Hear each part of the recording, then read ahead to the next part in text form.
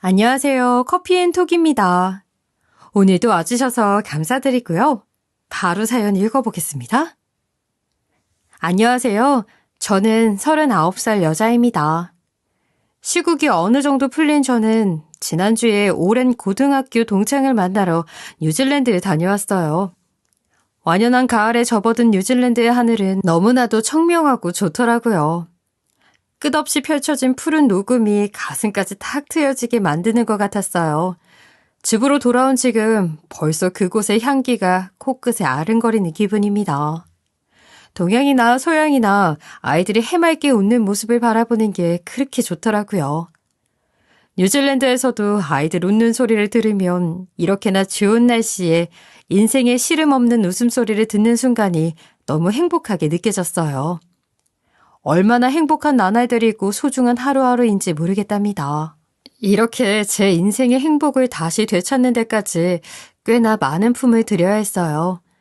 인생에서 다시는 겪고 싶지 않은 일들을 겪으면서 고생을 꽤나 했거든요.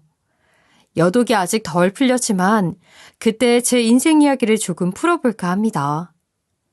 저는 딸만 셋 있는 딸 부잣집의 맞이예요. 쌍둥이 동생들이 있는데 동생들과는 4살 터울로 엄마 같은 언니이기도 하죠. 인생을 이 정도 살아보니 여자에게는 자매가 있는 것이 가장 좋은 것 같다는 생각이 들어요. 힘든 일을 맞닥뜨리거나 다른 사람에게 말 못할 일을 겪어도 우리 자매들끼리는 스스럼 없이 이야기할 수 있거든요. 그 중에서도 저는 막내 동생인 지윤이와 가장 많은 이야기를 나누는 편이에요. 막내도 저도 연애나 결혼에 관심이 없는 사람들이라 대화가 좀 더 잘 통하는 부분이 있는 것 같아요. 막내는 일 욕심으로 가득한 야망 넘치는 아이이고 저는 사회적인 활동에 관심이 많은 사람이거든요. 그리고 첫째 동생은 호주로 유학을 가서 지금 10년째 미술 공부를 하고 있답니다. 저희 세 자매는 이렇게 같은 듯 하지만 다른 사람인데 그래서 셋이 모이면 더 재미있고 즐거운 것 같아요. 이렇게 저희 세 자매가 각자 개성이 고유한 어른으로 자랄 수 있었던 건 너무나도 멋있는 부모님이 계셨기 때문에 가능하다고 생각해요. 아버지는 집안 대대로 사업을 하시는 분이셨는데 덕분에 너무나 감사하게도 딸들에게 부족함 없는 지원을 해주셨어요. 어릴 때부터 배우고 싶은 것, 경험해보고 싶은 것들에 대해 투자를 아낌없이 해주셨기에 또래보다 많은 것을 보고 배우고 느끼면서 잘할 수 있었답니다. 저희 어머니는 외면을 가꾸는 일보다 내면을 다지는 일이 훨씬 중요하다는 가르침을 주셨는데 그로 인해 세 자매 모두가 명품이나 사치 같은 것과는 거리가 멀기도 하고요. 금전적인 지원보다도 곁을 나눠줄 줄 아시는 분들이시기에 저희는 정말 많은 것을 받으면서 자랐다고 생각해요. 그러다 제가 지금으로부터 10년도 더 된 28살 때였어요.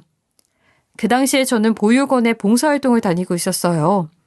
주기적으로 한 번씩 방문을 해서 아이들과 맛있는 요리 같은 걸 해먹기도 하고 다 같이 책을 읽기도 했는데 아이들 만나는 일이 참 좋더라고요. 제가 오는 날만 손꼽아 기다리는 아이들이 있기에 매번 힘든 줄 모르고 봉사활동을 했던 것 같아요. 몇 년간 봉사활동을 하면서 알게 된 언니가 한 명 있는데 저희는 만나면 항상 이런저런 이야기를 나누면서 시간을 보내곤 했어요. 여기 봉사 다니면서 좋은 건 다른 것보다도 지수 씨를 만난 것 같아요. 사회에서 이런 인연을 만나기 힘들다는 거 잘 알잖아요. 언니, 저도 마찬가지예요. 봉사 와서 언니랑 이런저런 이야기를 나누는 게 얼마나 좋은지 몰라요. 우리 같은 마음이라 너무 좋네요. 그나저나 지수 씨, 지난달에 기업봉사에서 나왔던 영민 씨 생각나요? 저희가 다니는 보육원에 지난달에 어떤 기업에서 단체로 봉사활동을 오셨거든요. 일회성으로 오신 분들이라 가볍게 인사만 하고 지나갔었는데 언니가 말한 남자를 기억하고 있었어요. 아, 그분이요? 생각나죠? 키 크고 얼굴 하얀 분 말씀하시는 거죠? 맞아요.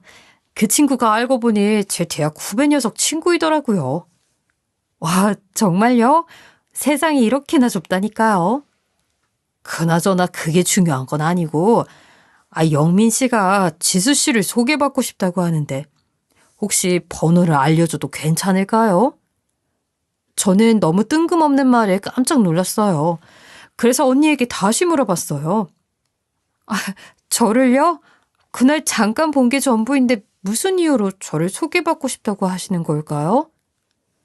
그게 그날 우리 중간에 쉬는 시간에 지수 씨 혼자서 쓰레기 줍는 모습을 보고 호감이 갔다고 하더라고요. 저는 연애도 남자도 관심이 딱히 없어서 바로 거절을 하려고 했는데 언니의 이어지는 말을 듣고는 한번 이 사람을 알아보고 싶다는 생각이 들더라고요. 제가 혼자 뒷정리를 하는 건 아무도 관심이 없었을 텐데 그걸 알고 있었다는 것에 놀랐었거든요. 어떤 사람인지 밥이나 한번 먹어보자 하는 마음이었답니다. 그리고 언니는 제게 이런 말을 덧붙이는 겁니다. 후배한테 얘기를 들어보니 성실하고 사람 참 괜찮은 것 같아요. 그날 봐서 알겠지만 잘생기기도 했잖아요. 나중에 만나보고 얘기해줘요. 언니의 말에 그렇게 예정에도 없이 그 사람을 만나보게 되었어요.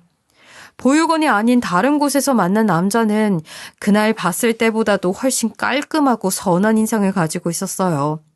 그리고 저에게 이런 말을 하는 겁니다. 그게 다른 분들은 전부 쉬느라 바쁜데 혼자 묵묵하게 뒷정리를 하시는 걸 봤거든요. 잠깐 쉬시라고 말이라도 붙여보고 싶었는데 되려 제가 방해가 될 것 같은 생각이 들어서요. 저는 저를 보고 계실 거라고 생각지도 못했었어요. 언니한테 얘기 듣고 많이 놀랐어요. 그렇게 밥을 먹으면서 저희 두 사람은 이런저런 이야기를 나누었어요. 그 남자는 저희 회사에서 15분 정도 거리에 있는 회사에 다니고 있었죠. 회사의 전략팀에서 근무를 한 지 4년 차가 되었다고 하더군요. 저보다 2살이 많았는데 나이도 비슷하고 하다 보니 은근 통하는 것들이 많은 겁니다.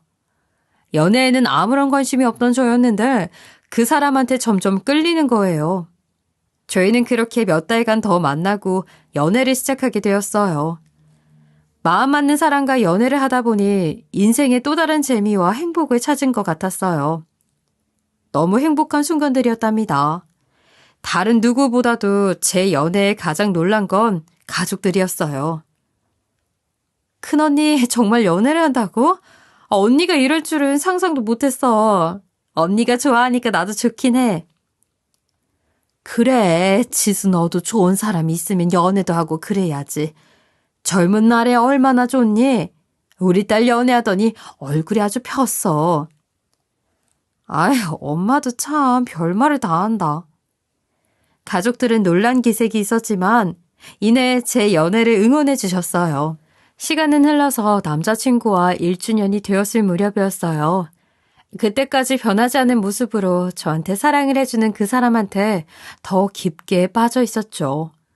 어느 날은 제가 이런 걸 물은 적이 있어요. 오빠는 어떤 것 때문에 나를 만나는 거야? 난 지순이가 작은 거에 좋아하는 소박함이랑 소탈함이 좋아. 떡볶이 하나에 그렇게 좋아하는 사람이 어디 있겠어? 그 모습이 너무 좋아. 저는 사실 대학 때 오랜 시간 만났던 남자가 있었는데 그 남자는 제 집안을 보고 저를 만났었거든요. 그래서 그 남자와 헤어진 이후 연애에 대한 관심이 없었던 것도 있어요. 그런데 남자친구는 저의 소박함을 좋아한다고 하는 겁니다. 그의 말을 들으니 집안이 아닌 정말 저를 있는 그대로 사랑해주는구나 하는 생각이 들었어요. 이 남자는 정말 다르구나 싶었죠. 제가 남자친구에게 부모님이 어떤 일을 하시냐고 물은 적이 있었어요.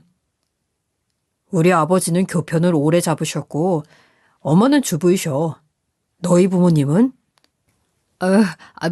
우리 아버지도 회사 다니셔. 그렇구나. 내 고등학교 동창 중에 집안 차이가 많이 나는 결혼을 한 친구놈이 있는데 집안이 다르다 보니 결국에는 그 녀석이 마음고생을 많이 하는 것 같더라고. 그래도 우리는 서로 비슷한 편이라 좋은 것 같다. 나중에 결혼을 하더라도 그런 일로 얼굴 붉힐 일은 없을 거 아니야. 남자친구에게는 그냥 저희 집은 평범한 회사원 가정이라고 소개를 했는데 오히려 집안 차이가 나지 않아서 좋다고 하는 거예요. 이 사람이 나를 정말 많이 사랑하는구나 하는 생각이 들었어요. 의심 많은 제 막내 동생은 저의 연애를 응원해 주었지만 한편으로는 제 이전 연애 같은 결말을 맺는 건 아닐까 하는 걱정과 의심을 하곤 했죠. 그런데 제 남자친구는 그런 동생의 의심마저 잠재워주는 사람이었어요. 나도 오빠가 혹시라도 나쁜 마음을 먹고 언니한테 접근한 건 아닐까 하는 생각을 했었는데 이번에 완전히 내가 오해하고 있었구나 하는 생각을 했잖아. 동생이 최근에 작은 수술을 하면서 몸이 좀 안 좋았거든요. 통원 치료를 해야 하는 상황이었는데 제 남자친구가 매번 차로 동생을 데려다주고 데리고 오고 하면서 정말 자기 가족처럼 살뜰하게 챙기는 거예요. 그 모습에 동생도 완전히 마음을 열었죠. 저번에는 병원에 데려다주고 오빠가 회사 일 때문에 급하게 들어가 봐야 했었는데 나한테 미안하다면서 5만 원을 쥐어주더라고. 택시 타고 가라면서. 언니, 그런 사람 또 어디 있겠어? 그 말을 듣는데 이 남자는 정말 진국이구나 하는 생각이 들었어요. 저는 남자친구한테 뭘 그렇게까지 열심히냐고 하니 이러더라고요. 자기 가족이면 나한테도 가족인데 어떻게 그래. 그리고 곧 처제가 될 건데. 우리 처제는 내가 챙겨야지. 남자친구는 저와 결혼까지 생각을 하고 있는 모양이었어요. 당장 너한테 결혼하자고 하지는 않을 거야. 근데 내가 이런 마음을 가지고 있으니까 너도 알고는 있어줬으면 좋겠어. 결혼 생각을 한 번도 해본 적이 없었던지라 당황스러운 마음이 있었지만 그는 저에게 보채거나 조르거나 하지 않았어요. 그저 묵묵하게 저를 기다려주더군요. 그렇게 2년이 더 흘렀고 저희는 3주년을 맞이했답니다. 그 해에 결국 결혼까지 하게 되었어요. 연애도 결혼도 싫다고 했던 저의 가치관을 완전하게 바꿔준 이 사람을 저 또한 놓치고 싶지 않았거든요. 연애하는 3년간 저에게 변하지 않은 모습으로 든든하게 있어준 이 사람이라면 평생을 믿고 맡겨도 괜찮다는 생각을 했답니다. 저희는 허례허식을 원하지 않아서 스몰웨딩으로 소박하게 진행을 했어요. 결혼식에도 양가 친인척 중에 꼭 오셔야 하는 분들만 모셨고요. 사업하는 집안이라고 유난스럽게 식을 진행하고 싶지 않았기에 아빠는 화환 같은 건 정중하게 사절한다고 하셨고 그 덕에 화환 하나 없는 결혼을 했어요. 전 너무 만족스러웠어요. 그리고 이어진 결혼 생활은 정말 달콤했죠. 저희 둘이 회사의 위치도 가깝고 하니까 항상 같이 퇴근해서 근처에서 저녁을 먹고 들어가는 일상을 보냈는데 그 순간들이 너무 소중하게 와닿았던 것 같아요. 다들 이런 재미에 결혼을 하는구나 하는 생각이 들 정도였죠. 여느 신혼부부처럼 생활을 하게 된 지도 어연 1년이 흘렀어요. 사실 저희 부부는 그때까지 아직 혼인신고를 하지 않은 상태였어요. 다른 것보다도 아버지의 말씀 때문에 그랬었죠. 요즘 같은 세상에 우리 장서방 같은 사람 없기도 하고 나도 장서방 너무 믿기는 하지만 그래도 혼인신고는 한 1년 정도 살아보고 하는 게 좋을 것 같구나. 그때 해도 늦는 건 전혀 없을 것 같고. 그래 지수야, 네 아빠 말이 맞아. 확실하게 해서 나쁠 건 없잖니. 그리고 혼인신고할 때는 우리 집 사정을 솔직하게 말해줘야 하지 않을까 싶어. 어른 말씀 들어서 손해볼 거 없으니 저도 알겠다고 했었고요. 그렇게 저희는 결혼 1주년을 맞이했답니다. 그리고 저는 남편에게 진지하게 이야기를 했어요. 여보, 우리도 이제 부부가 된 지 1년이 지났으니 혼인신고를 하는 게 어떨까 싶어. 그래, 우리도 이제 혼인신고도 하고 아이 계획도 슬슬 하는 게 어떨까 싶네. 근데 여보, 그거에 앞서서 당신한테 해줄 말이 있어. 남편은 놀란 토끼 눈을 하고 다시 되물었어요. 갑자기 무슨 해줄 말인데? 당신이 그렇게 무게 잡고 말하니까 괜히 무섭다. 그리고 저는 담담하게 풀어나갔어요. 여보, 사실 우리 아빠 평범한 회사원 아니시고 회사를 운영하시는 대표이셔. 해마다 다르긴 한데 매출액 규모는 500억 정도 되는 걸로 알고 있어. 그리고 회사 이름이 무엇인지, 운영하신 지는 얼마나 되셨는지, 어떤 이유로 말하지 못했는지 등등 그동안 숨겨왔던 일들을 하나하나 이야기해 줬어요. 솔직히 남편이 그동안 제가 말하지 않았던 부분에 대해 서운하게 생각을 할까봐 걱정이 되기도 했어요. 4년이나 함께를 했으니 남편이 그런 반응을 보인다 해도 이상하지 않을 상황이기도 했고요. 하지만 남편은 제가 생각하지 못했던 너무나 의외의 반응이었어요. 왜 그동안 말을 하지 않았느냐며 서운해하지도, 그렇게 집이 잘 사는 거였냐며 좋아하지도, 남편한테 말을 안 할 수 있냐면서 화를 내는 것도 아니었어요. 그냥 너무 무덤덤한 겁니다. 그랬구나. 근데 그게 뭐? 내가 당신이랑 조건 봐서 만난 것도 아니고 그냥 사랑해서 결혼한 거고, 장인어른께서 기업 운영하시는 분인 건 그냥 그뿐이야. 장인어른 장모님은 나한테 그저 당신 구김살 없이 키워주셔서 감사한 분들이지. 아무튼 이제라도 말해줘서 고마워. 그나저나 우리 쌍둥이 처자들 생일에 선물을 뭘 해야 하나? 워낙 까다로운 아가씨들이라 저번 주부터 계속 고민이야. 그동안 말하지 못해서 서운하거나 하지 않아? 참, 서운할 것도 많다. 아무렇지도 않으니 그런 신경 쓰지 않아도 돼. 내가 그 정도로 속이 좁아 보여? 남편의 덤덤한 반응에 살짝 놀라기도 했지만, 이 사람 저한테 이만큼이나 진심이구나 하는 생각이 들면서 내가 결혼 하나는 정말 잘했구나 하는 생각이 들었어요. 남편과 혼인신고를 한 이후에도 그는 연애 때랑 똑같이 저를 대해주었고, 저희 관계는 사랑으로 정말 꽉 차 있었답니다. 이 일로 저희 아빠 또한 남편에 대해 확고하게 믿는 계기가 되었던 것 같아요.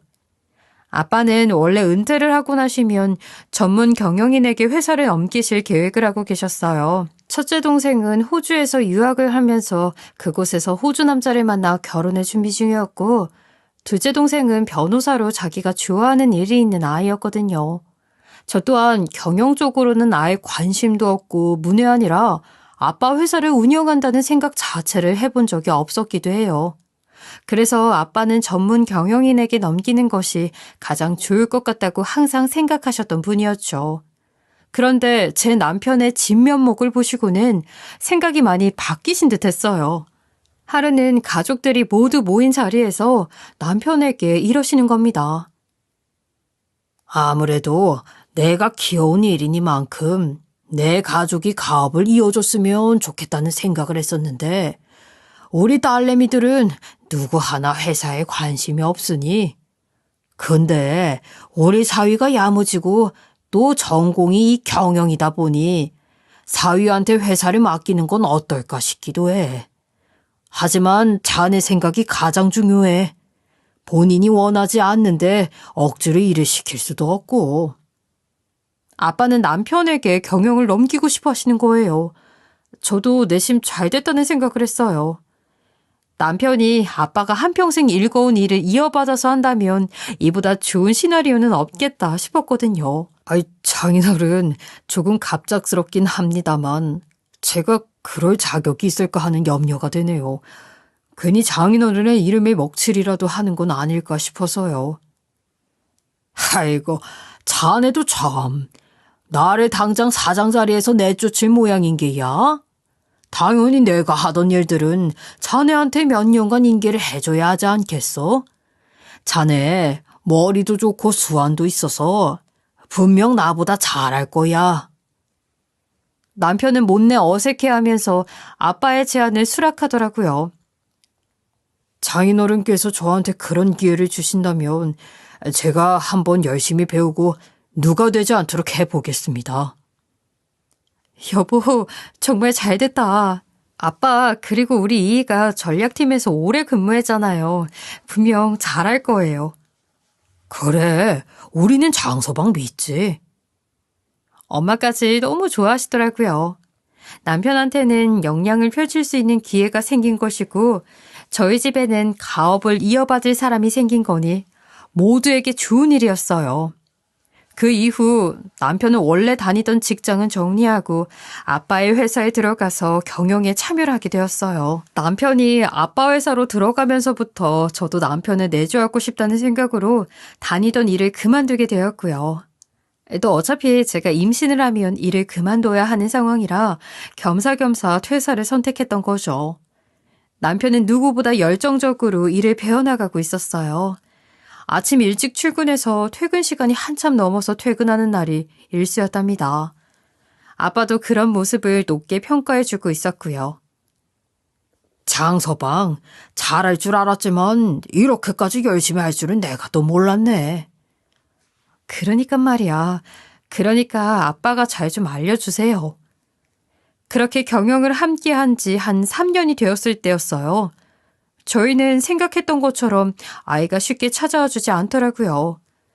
남편이 일 때문에 너무 바쁘게 지내서 잠깐 대하는 것도 힘이 드니 아이는 더욱이 꿈도 꾸기 힘들었어요. 남편은 그 즈음부터 저에 대해 조금은 소홀해졌어요. 매번 지금은 일이 너무 바쁘다는 말을 했었죠. 그도 그럴 것이 남편은 일 때문에 정말 정신없이 살고 있었어요. 그런데 어느 순간부터는 저를 조금씩 타박하는 것 같은 거예요. 당신, 그런데 아무리 집에 있어도 그렇지 관리를 조금 해야 하는 거 아니야? 응? 그게 무슨 말이야? 그래도 다른 사장들이랑 부부 모임 할 때도 있는데 그런 걸 생각해서 조금은 관리를 해야지. 너무 집에서 퍼져만 있는 것 같아. 내가 요즘 바빠서 말을 못했었는데 지난번부터 생각하고 있었어. 아이가 안 생긴다고 우는 소리 할 게 아니라 뭐 때문에 생기지 않는지 거울 좀 보는 건 어때? 너무 어이없는 말을 하는 거예요. 우리 사이에 아이가 생기지 않은 게 마치 제 탓인 마냥 이야기를 하는데 너무 어이가 없었어요. 남편은 지금까지 한 번도 그런 말을 한 적이 없었는데 경영인이 되더니 저한테 싫은 소리를 하는 겁니다. 솔직히 내심 서운한 기분이 들었어요. 그러던 어느 날이었어요. 새벽이 되도록 남편이 돌아오지 않아서 걱정을 하고 있었죠.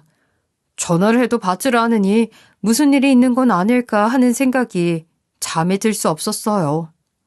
그리고 새벽 3시가 다 될 쯤이었어요. 인터폰으로 입차 알림음이 나오는 겁니다. 남편의 차가 드디어 단지 안으로 들어온 거였어요. 저는 늦은 시간이었지만 화가 날 대로 나서 남편의 얼굴 좀 보고 얘기를 해야겠다 생각을 했고 거실에 앉아 있었어요. 그런데 10분이 지나도 남편은 집으로 오지 않는 거예요. 그렇게 30분을 더 기다렸는데도 오지 않는 겁니다. 뭔가 잘못된 건 아닐까 싶어서 저는 지하 주차장으로 내려갔더니 남편의 차가 보이더라고요. 썬팅된 차 창문 안을 들여다보고 저는 너무 놀라서 그대로 입을 틀어막고 주저앉아 버렸어요. 남편은 차 안에서 잠들어 있었는데 그 옆 보조석에는 아빠와 오랜 시간 함께 일을 하신 비서가 앉아 있는 겁니다. 두 사람은 나란히 깍지 손을 한 채로 자빠져 자고 있는 거예요. 술이 떡이 되도록 마시고 세상 모르게 잠이 든 모양이었어요. 전 그 모습을 사진으로 찍고 나서 황급하게 차 문을 두드려서 두 사람을 깨웠어요. 문 열어. 지금 이게 뭐 하는 짓인데? 그러자 남편은 잠에서 깬 부스스한 얼굴로 일어나더니 당황한 기색을 하는 거예요. 이게 무슨 일이야? 아휴, 언제 집에 도착한 거야? 술이 덜 깨서 사리 분별도 못하더군요.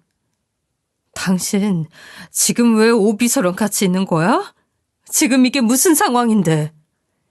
잠에서 깬 두 사람은 술이 깨지 않은 상태로 얼이 빠진 얼굴을 하고 있는데 그 면상들을 다 갈아엎어주고 싶었어요. 그게 아내가 너무 취해서 오비서님이 데려다 주신다고 했다가 둘 다 깜빡 잠이 든 거야. 뭐? 지금 그걸 말이라고 해? 근데 둘이 손은 왜 그렇게 꼭 잡고 있는 건데? 남편이 무슨 말을 할지 궁금했어요. 그런데 남편은 되려 저한테 화를 내는 거예요. 지금 여기서 뭐 하자는 건데? 됐고 올라가서 얘기해. 동네 시끄럽게 이게 무슨 경우야? 진짜 경우 없는 건 누군데 누구한테 화를 내는 건지 어이가 없었어요. 그리고 집에 올라가서 못다한 이야기를 이어갔어요. 내가 체면이 있지. 오비서 앞에서 그렇게 나한테 면박을 줘야 속이 시원해? 당신 지금 말 다 했어? 오비서랑 왜 그 시간에 그렇게 깍지를 꼭 끼고 있는 건데? 제가 추궁을 하자 그제서야 입을 열더라고요. 그래, 오비서랑 나랑 특별한 감정으로 만나고 있다. 그래서 왜? 뭐?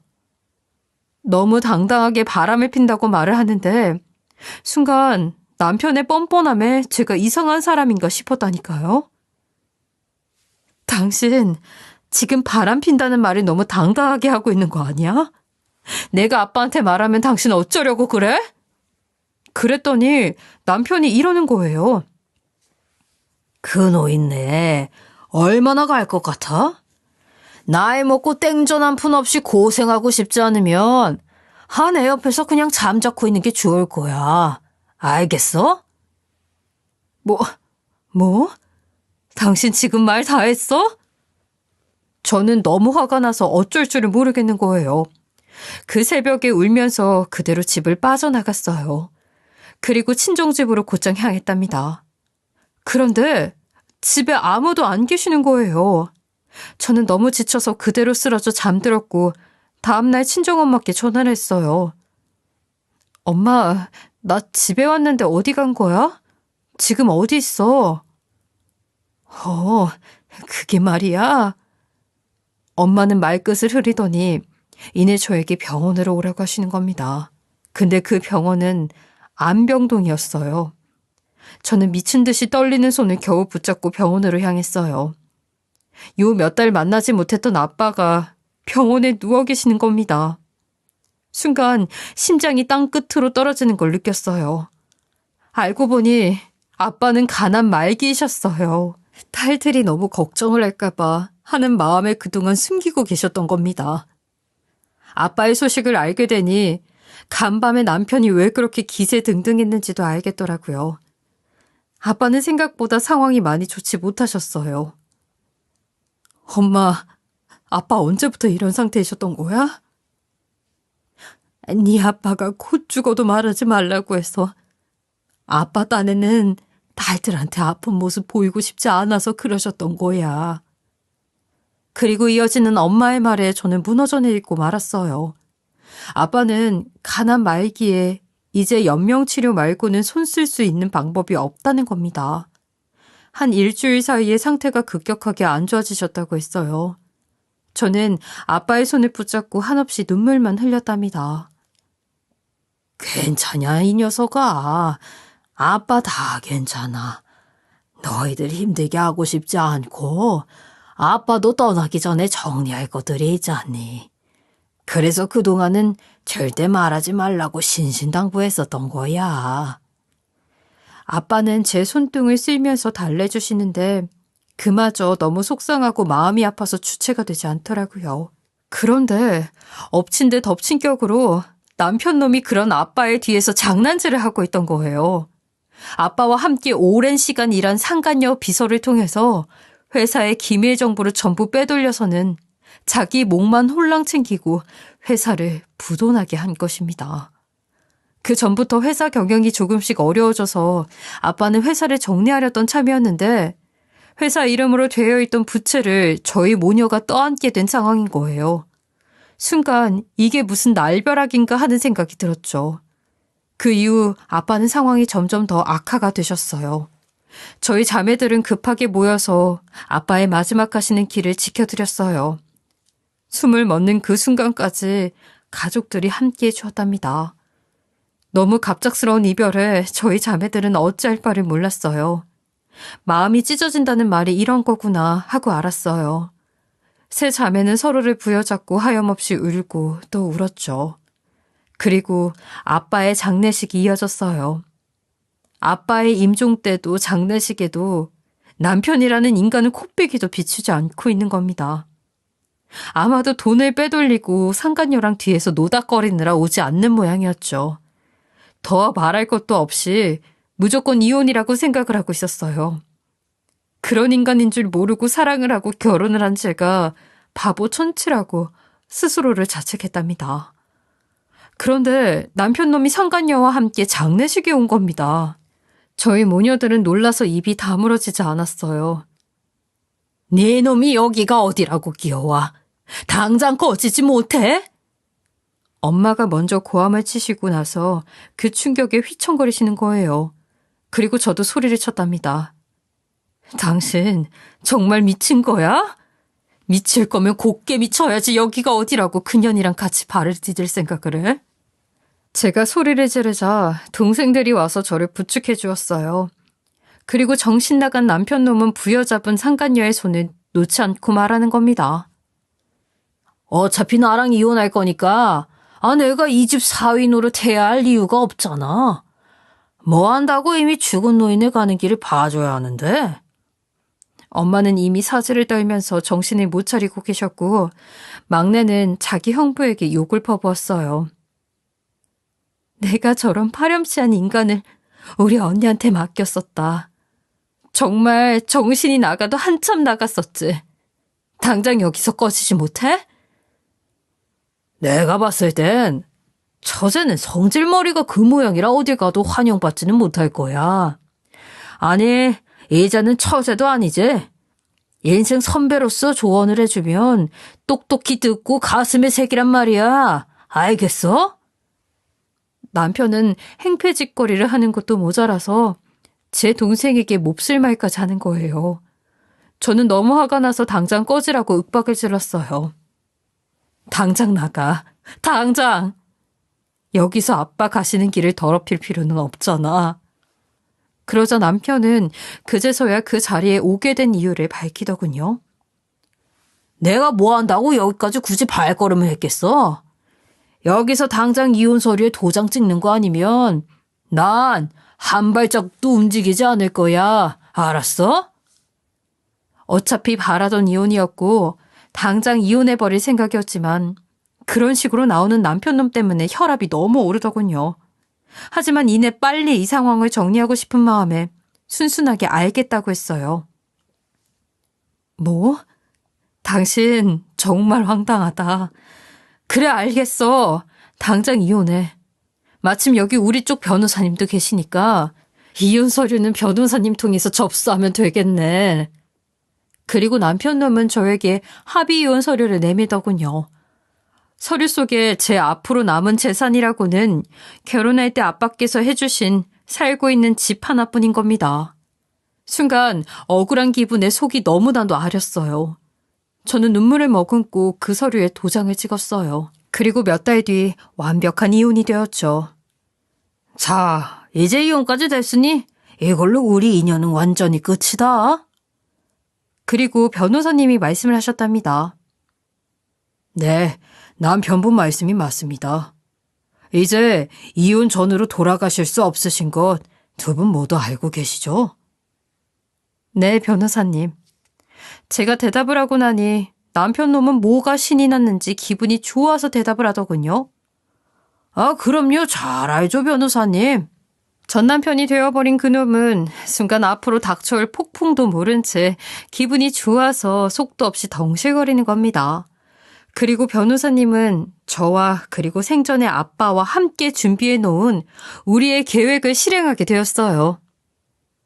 저 이제는 전 남편이신 장한욱 씨, 회사의 대표자 명의로 되어 있으신데 본인이 서명한 서류이니 잘 알고 계실 겁니다. 뭐? 이 양반아 지금 뭐라는 거야? 내가 왜 그 부도난 회사의 대표인데 하늘 날아간 저 여자 아버지가 대표지. 당신은 이 회사에서 그렇게 오래 일을 하고도 그 정도도 모르나? 서류가 거짓말을 하지는 않는데요. 고인이 되신 양진봉님과 그리고 저까지 함께 있는 자리에서 지난 3월에 본인이 서명을 하셨는데 무슨 말씀을 하시는 건지. 아무튼 서류상으로 장한욱 씨가 대표자로 있는 이상 회사의 부채 120억은 장한욱 씨의 앞으로 상속이 되고 이를 철회하지 못할 시 법적인 처분을 받을 예정이십니다. 그리고 고인의 유언장에도 회사의 모든 총책임은 사위이셨던 장한웅님 앞으로 되어 있으시네요. 또한 고인 앞으로 남아있는 모든 전 재산은 세 따님들에게 동등하게 배분될 예정이며 고인 명의로 되어 있는 생명보험 또한 아내 앞으로 수령될 예정입니다. 맞아요. 아빠는 그렇게 호락호락한 분이 아니셨어요. 전 남편이 나쁜 마음을 먹고 뒤에서 저와 저희 집의 뒤통수를 치려고 하는 걸 전부 다 알고 계셨어요. 아빠는 전 남편 놈보다 한 발 빠르게 손을 써두셨고 딸들과 엄마께는 남아있는 재산을 그리고 전 남편한테는 빚더미를 선물해주고 떠나셨죠. 이제서야 상황 파악이 된 건지 개거품을 물고 전 남편이 쇼를 하는 겁니다. 뭐? 당장 그 유언장 일이 내봐. 그게 말이나 되냐고. 나한테 빚을 120억이나 떠넘기고 가? 지금 장난해? 그동안 뒤로 빼돌린 비자금이며 뭐며 그 규모만 100억 가까이 되는 걸 모를 것 같습니까? 저희가 바보도 아니고. 자, 시간 날 때 이 서류나 한번 보세요. 여기 비자금 통장 내역이랑 그동안 법인카드로 장난질한 내역까지 세세하게 전부 나와 있습니다. 어차피 나중에 봐야 할 테니 지금부터 한번 보는 게 좋을 것 같네요. 전 남편은 완전히 눈이 뒤집혀서 손에 잡히는 대로 물건을 집어던지는 겁니다. 그리고 이내 경비요원에게 끌려나가게 되었어요. 니들 나한테 이렇게 해놓고 잘 먹고 잘 살 수 있을 것 같아? 내가 그 꼴을 보게 둘 것 같냐고. 니들 전부 가만두지 않을 거야. 알겠어? 으악. 전 남편이 자리를 떠나자 회사 로비에서 대기하고 있던 동생들과 엄마는 제게 와서 이게 무슨 일이냐고 물었어요. 언니가 바보도 아니고 너희들이랑 엄마를 고생하게 둘 것 같아? 저 머저리 같은 놈 진짜 미련한 게 누군지 몰라서 저러나 봐. 언니, 정말 고마워. 우리 다들 빚더미에 앉은 줄 알고 얼마나 무서웠는데.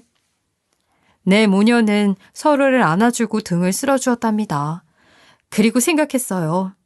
아빠는 돌아가셨어도 우리를 지켜주는 진정한 영웅이시라고요. 저는 전 남편과 깔끔하게 재산까지 해결이 되었어요. 아주 속이 다 시원했죠.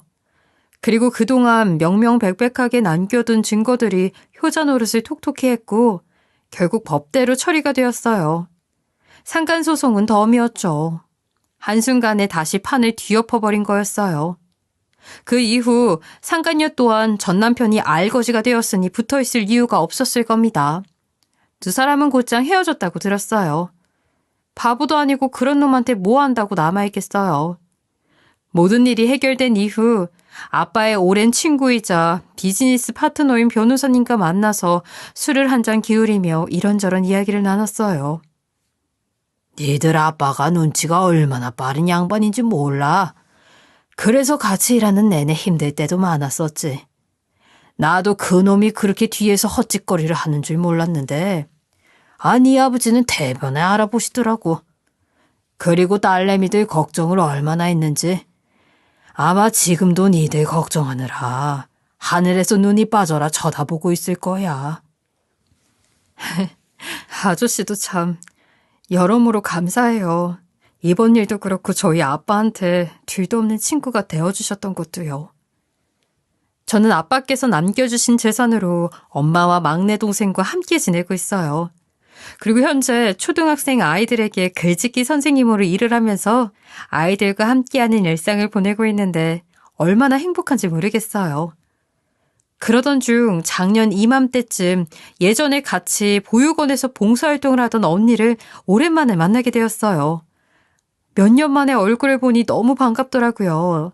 언니는 제 소식을 알고 있던 모양이었어요. 남편이랑 갈라서게 됐다면서 건너 소식 들었어요. 네, 언니, 그렇게 됐어요. 그리고 언니가 제게 말을 하더라고요. 아휴, 이걸 참 어떻게 말해야 할지 모르겠는데, 그놈 완전히 악질이었더라고요. 후배 녀석이 좋은 사람이라고 해서 지수씨 소개해줬던 건데, 그놈 처음부터 계획적으로 접근했나 봐요. 지수 씨네 집이 엄청 유복하다면서요. 그놈이 지수 씨랑 연애하는 동안에 사람들이랑 술만 마셨다 하면 부잣집 여자 하나 잘 물어서 인생 폈다면서 그렇게 자랑을 하고 다녔다고 하더라고요. 저도 후배 녀석한테 얼마 전에 그 이야기를 듣게 됐네요.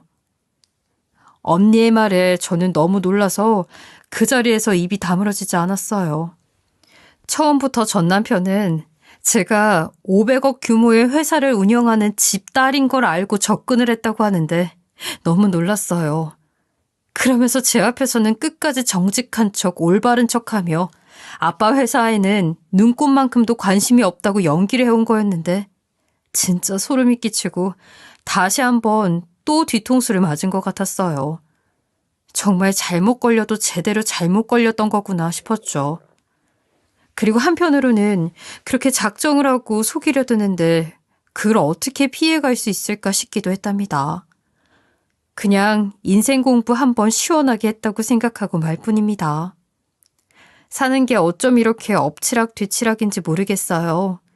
서로 속고 속이면서 살지 못해서 안달인 사람들처럼요. 많은 일을 겪고도 결국 평안하게 살아갈 수 있게 된 지금, 저는 아빠에게 너무 감사할 따름이에요. 이렇게 선선해지는 날이면 아빠가 떠났던 때가 생각이 나서 더 보고 싶고 눈물이 나고 그러네요. 제 이야기를 들어주신 모든 분들이 잠시나마 휴식이 되셨으면 좋겠네요. 지금까지 커피앤톡이었습니다. 오늘도 끝까지 함께 해주셔서 감사하고요. 다음 영상으로 또 찾아뵙겠습니다.